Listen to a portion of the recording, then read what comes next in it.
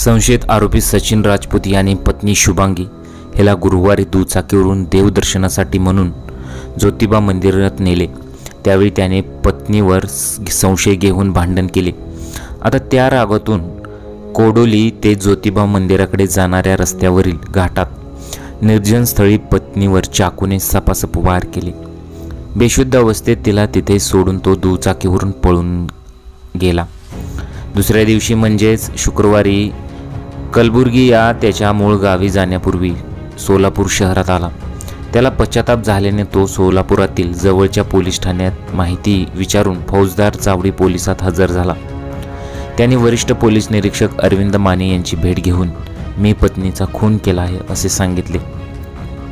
पत्नी शुभांगीवर चाकूने वार करून घर बंद करून आल्याचे सांगितले। त्यानुसार फौजदार चावडी पोलिसांनी शिरोली MIDC पोलिसांशी संपर्क साधला। त्याच्या घरी जाऊन पाहिले पण पोलिसांना त्याच्या घरात संशयास्पद काहीही आढळले नाही।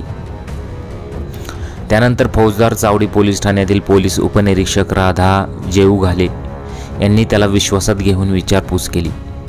त्यावेळी त्याने पत्नीचा खून कोठे केला याची माहिती दिली।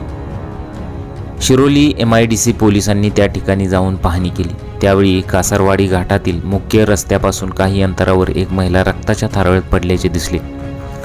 त्यानंतर फौजदार चावडी पोलिसांनी त्याला निगराणीत ठेवले आणि शिरोली MIDC पोलिसांचे पथक सोलापुरात आल्यावर सचिनला त्यांच्या ताब्यात दिले।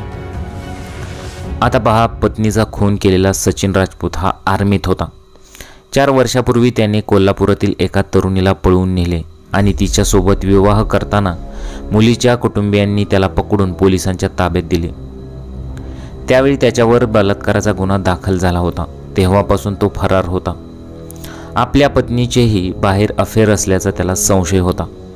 त्या रागातून त्याने देवदर्शनाचा बहाणा करून पत्नीला कासारवाडी घाटात नेले आणि त्या ठिकाणी तिच्या पोटावर 2 आणि मानेवर 1 वार करून खून केला। त्या दोघांना 4 वर्षाचा एक मुलगा असल्याची बाब पोलिसात समोर आलेली आहे।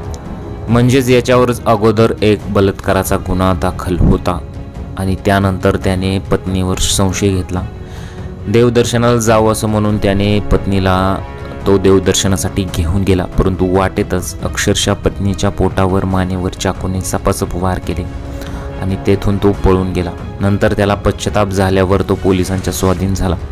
अशी ही संपूर्ण घटना होती। आजकाल लोकांना काय झालेलं आहे अशाच कमेंट्स बऱ्याच युजरांनी केलेल्या आहेत। तुम्हाला या घटनेवर काय वाटतं, तुमच्या प्रतिक्रिया आम्हाला कमेंट बॉक्समध्ये जरूर कळवा। चॅनलवर पहिल्यांदा आला असेल तर चॅनलला जरूर सबस्क्राईब करून घ्या। भेटूया पुढील व्हिडिओमध्ये। नमस्कार।